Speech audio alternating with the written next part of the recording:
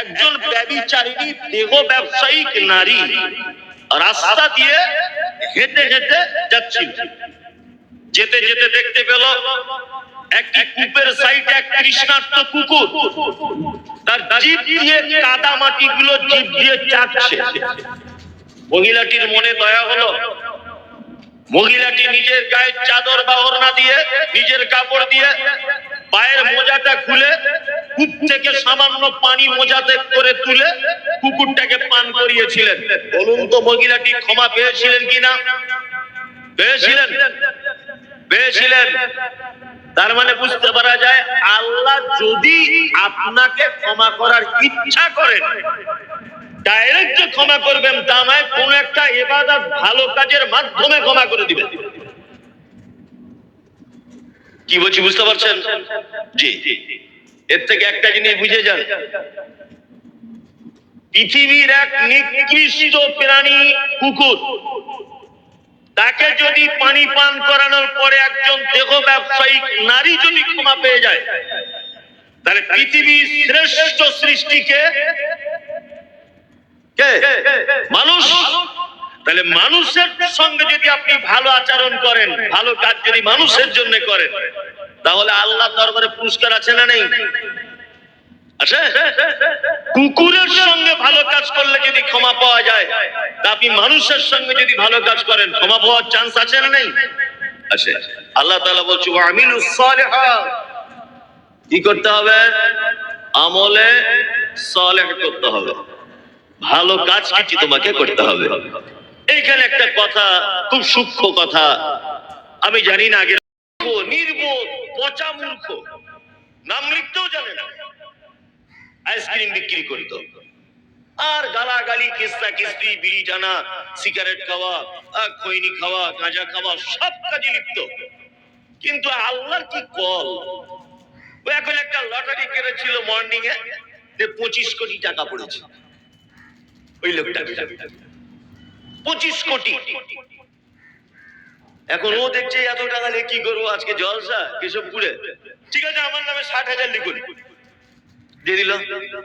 একজনে গেল তার বেটির বিয়ে, ওই তুমি 50,000 নাও। আর মৌলভী সাহেবরা মাদ্রাসার জন্য তো লাইন দিয়ে আছে, সবাইকে 10,000 20,000 করে দিচ্ছে।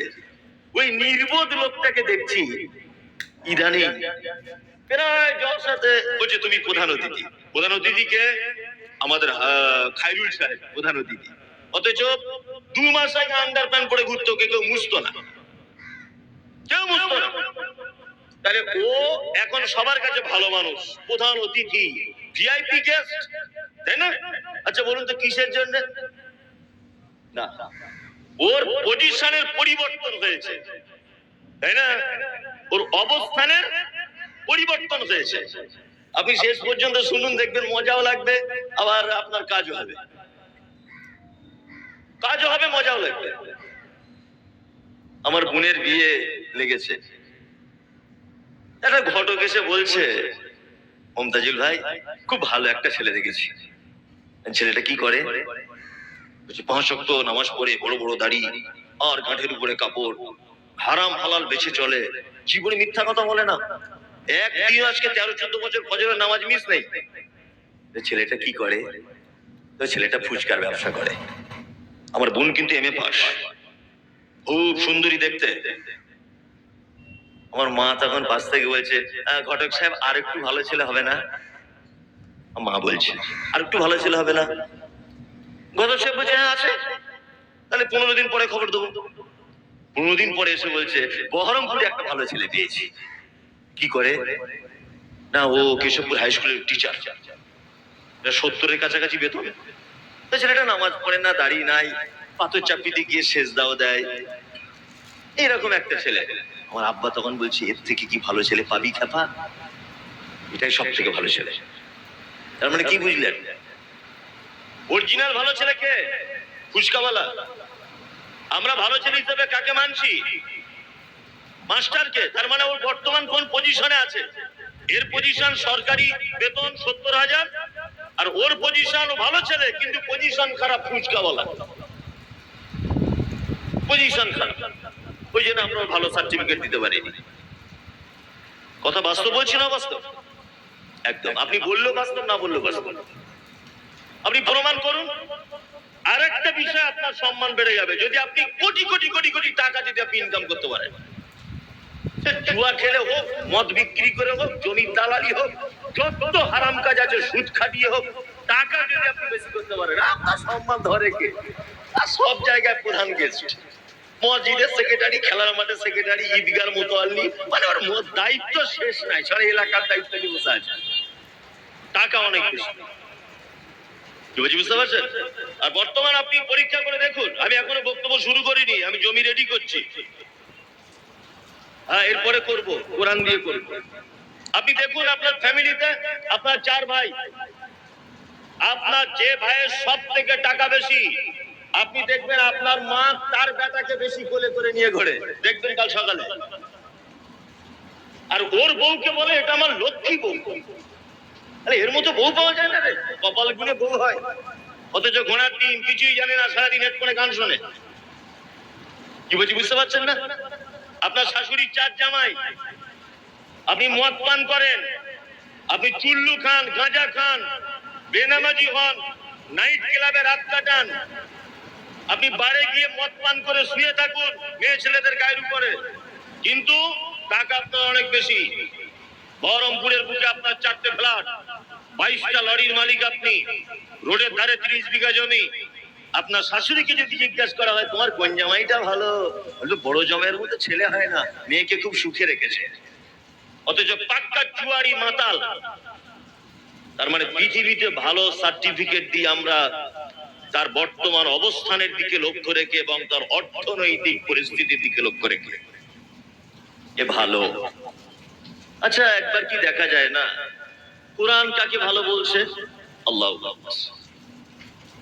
কোরআন বলছে পৃথিবীতে যত সৃষ্টি রয়েছে, পৃথিবীতে যত সৃষ্টি রয়েছে, এই সৃষ্টি সমূহের ভিতরে শ্রেষ্ঠ মানুষ হইল, কোরআন বলছে কি? আল্লাহ বলছেন ইন্নাল্লাযীনা আমানু ওয়া আমিলুস সালিহাত উলাইকা হুম খায়রুল বারিয়া। নিশ্চয়ই যারা আমার প্রতি বিশ্বাস স্থাপন করে এবং যারা আমলে সালেহ যারা করে, অর্থাৎ ভালো আমল যারা করে, উলাইকা হুম খায়রুল বারিয়া, আল্লাহ বলছে সৃষ্টি সমূহের ভিতরে শ্রেষ্ঠ ব্যক্তি ওই। এটা আল্লাহ বলছেন। শুধু ভালো সার্টিফিকেট দিলেন না, দুনিয়াতে অনেক সার্টিফিকেট পাওয়া যায়। আপনি ডাক্তার হয়েছেন, মাস্টার হয়েছেন, আপনি প্রফেসর হয়েছেন, আপনি ইঞ্জিনিয়ার হয়েছেন, আপনি ব্যারিস্টার, অনেক সার্টিফিকেট দেওয়া যাবে, কিন্তু আপনাকে প্রাইজ কেউ দিবে না, কাজ কেউ দিবে না। দেখছেন না কত শিক্ষিত বেকার ছেলেরা সব বড় বড় ডিগ্রি নিয়ে বসে আছে, কাজ করতে চাইছে, তখন বলছে তুমি একটা গ্যাসের ওভেন কেন, আর সাদা তেল, রিফাইন তেল আর বেসন কেন, চপ চপ টপ তৈরি করো, কাজ নাই, তুই চপ তৈরি কর। বড় সার্টিফিকেট দিয়েছে স্কুলওয়ালারা, 5 লাখ টাকা অ্যাডমিশন ফি, 5 লাখ টাকা অ্যাডমিশন ফি, বড় সার্টিফিকেট, কিন্তু কাজ নেই। আর আমার আল্লাহ সুবহানাহু ওয়া তাআলা সার্টিফিকেট দিলেন পৃথিবীর শ্রেষ্ঠ এ, যে ঈমান আনে আর ভালো কাজ করে। আল্লাহ সার্টিফিকেট দেওয়ার পরে তার একটা প্রাইজ ঘোষণা করছেন কি? জাযাউকুম ইনদা রাব্বিকুম জান্নাতু আদনিন তাজরি মিন তাহতিহাল আনহার। রবের পক্ষ থেকে রয়েছে তার জন্য চিরস্থায়ী জান্নাত, তাজরি মিন তাহতিহাল আনহার, তার পাদদেশে প্রবাহমান ঝর্ণা। আল্লাহু আকবার। খালিদিনা ফিহা আবাদা, এবং এই জান্নাতের ভিতরে তারা চিরস্থায়ী অবস্থান করবে, তাদেরকে কখনো বার করে দেওয়া হবে না। আল্লাহ তাআলা বলছেন রাদিয়াল্লাহু আনহুম, তাদের উপরে আমি খুশি, ওয়ারাদওয়ান, তারাও আমার উপরে খুশি। যালিকা লিমান খাশিয়া রাব্বা, এই কারণে আমি তার উপরে খুশি আর তারা আমার উপরে খুশি, যে তারা শুধুমাত্র আমার ভয় করত, এই কারণে। অত্র আয়াতের ভিতরে আল্লাহ সুবহানাহু ওয়া তাআলা ভালো মানুষের গুণ বলেছেন কটি? দুটি। কটি? দুটি। আল্লাহর প্রতি বিশ্বাস এবং কিছু ভালো আমল। আচ্ছা বলুন তো, জান্নাতে যেতে গেলে কটি জিনিস লাগে? কারো জানা আছে? জান্নাতে যেতে গেলে কটি জিনিস লাগে? কারো জানা আছে? তিনটে জিনিস বাধ্যতামূলক জান্নাতে যাওয়ার জন্য। এক, ঈমান থাকতে হবে। দুই, আপনাকে মুসলিম হতে হবে বাধ্যতামূলক। তিন, সৎ আমল, সৎ কাজ কিছু থাকতে হবে। কেউ যদি মনে করে আমি মুসলিম, কেউ যদি মনে করে যে আমি শুধু ঈমান, আল্লাহর প্রতি ঈমান রেখেছি, আমি জান্নাত চলে যাব, জি না। আল্লাহ আপনাকে জান্নাতে দিবে কোন একটা ভালো কাজের মাধ্যমে। আর এটাও মাথায় রাখবেন, আল্লাহ আপনাকে ক্ষমা করবেন কোন একটা ভালো কাজের মাধ্যমে ক্ষমা করবেন, তার আগে নয়। তার আগে নয়। দুইজন বাচ্চা ছেলে বা দুই ভাই রাস্তাতে মারামারি লেগেছে, রাস্তাতে খুব ঝামেলা ঝগড়া। আর টাটকা একটা হাজী সাহেব 3 মাস আগে হজ করে এসেছে, এরকম একটা লোক ফজরের নামাজ পড়ে সুবহানাল্লাহ সুবহানাল্লাহ, বড় পাঞ্জাবি মক্কা থেকে নিয়ে এসেছে, সুবহানাল্লাহ সুবহানাল্লাহ সুবহানাল্লাহ করতে করতে করতে করতে তাসবিহ গুনতে গুনতে পার হয়ে গেল। দেখেছে ও যারা দুই ভাই মারপিট করছে, খারাপিতে লিপ্ত, ও দেখার পরেও সুবহানাল্লাহ সুবহানাল্লাহ করতে করতে চলে গেল। ওর ওই সুবহানাল্লাহ 10 পয়সা দাম নাই। ফেরেশতারা ওকে খুঁজছে যে তোকে যদি একবার পাই কি যে করব তোকে। দুই ভাই দ্বন্দ্ব লেগেছে, মিটিয়ে দিতে হবে, এটা কোরআন। আরে মিটিয়ে দেওয়ার মাধ্যমে আল্লাহ আপনাকে ক্ষমা করে দিতে পারেন। ছোট্ট একটা প্রসিদ্ধ ঘটনা আপনাদেরকে বলি।